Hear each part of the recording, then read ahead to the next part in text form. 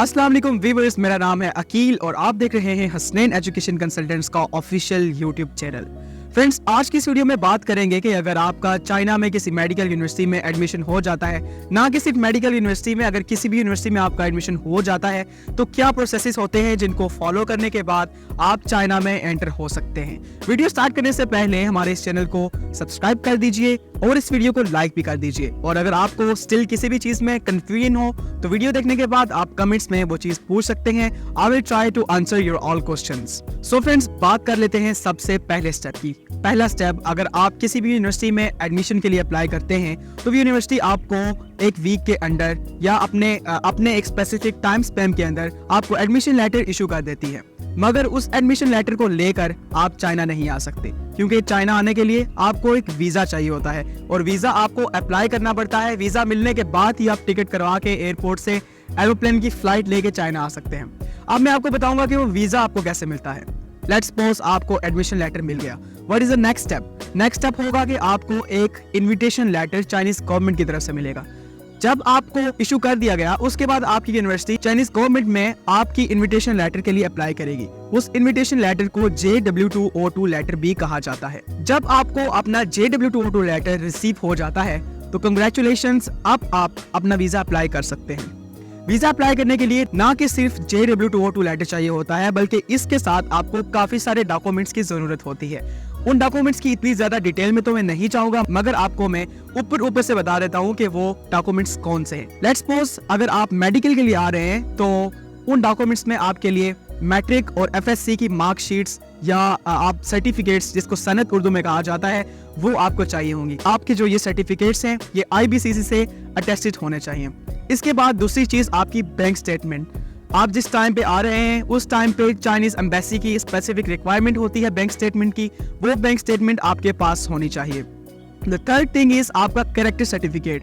आपको अपने इलाके के पुलिस स्टेशन से जाके अपना कैरेक्टर सर्टिफिकेट बनाना है कि आइदर यू आर क्रिमिनल और योर रिकॉर्ड इज क्लियर। आपको इस चीज का सर्टिफिकेट बनवा कर आना है। और जो लास्ट चीज है वो है आपका हेल्थ सर्टिफिकेट। चाइना के हेल्थ कमीशन की तरफ से आपको एक PDF मिल जाएगा। उस PDF को आपने अपने फिजिशियन के पास लेके जाना है। आपको उसके ऊपर लिखे गए सारे टेस्ट करवाने हैं।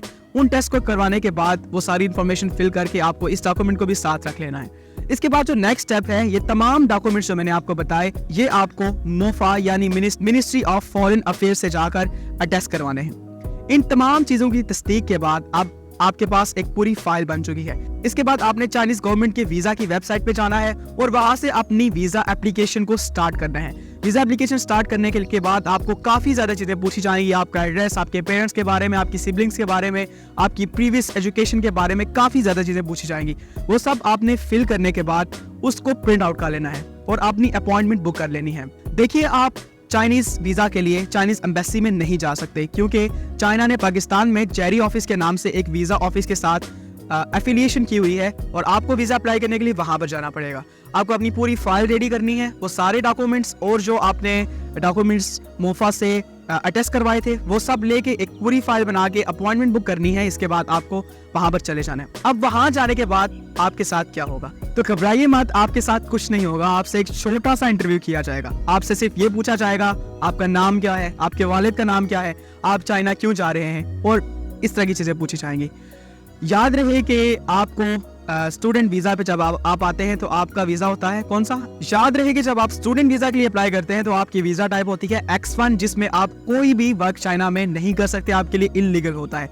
तो हो सकता है वो आपसे ये क्वेश्चन भी कर सकते हैं कि क्या आप वहां पर वर्क भी करना चाहते हैं, तो आपने हाँ नहीं बोलना। आपने बोलना नहीं, मैं सिर्फ पढ़ने जा रहा हूँ और मैंने पढ़ना है। और आपने जो एप्लीकेशन फॉर्म फिल किया था उसके अंदर आपने ये भी लिखा होगा कि आपको फाइनेंशियल सपोर्ट कौन प्रोवाइड कर रहा है। तो हो सकता है आपको इसके रिलेटेड भी क्वेश्चन कर लिया जाए कि who is supporting you financially. तो आपने बताना है कि लेट्स सपोज मेरे फादर, मेरे भाई, मेरी बहन, जो भी हैं, इन चीजों के बारे में आपने बताना है। सिंपल क्वेश्चंस, कॉमन क्वेश्चंस आपसे पूछे जाएंगे।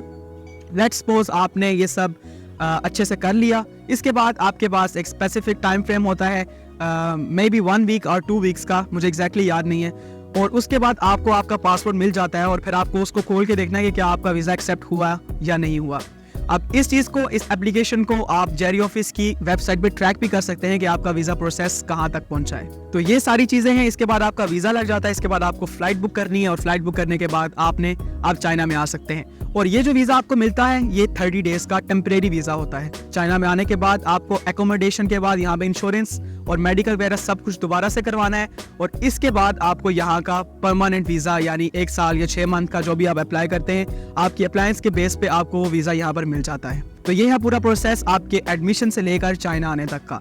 तो आपको अगर ये वीडियो पसंद आई है तो इसको लाइक कीजिए और अगर आपको किसी भी चीज़ की समझ नहीं आई और या आप कंफ्यूज हैं किसी बात को लेकर तो आप कमेंट्स में वो पूछ सकते हैं। मैं ट्राई करूंगा कि आपको आंसर कर दूं। मिलते हैं एक नई वीडियो में, तब तक के लिए अल्लाह हाफिज़।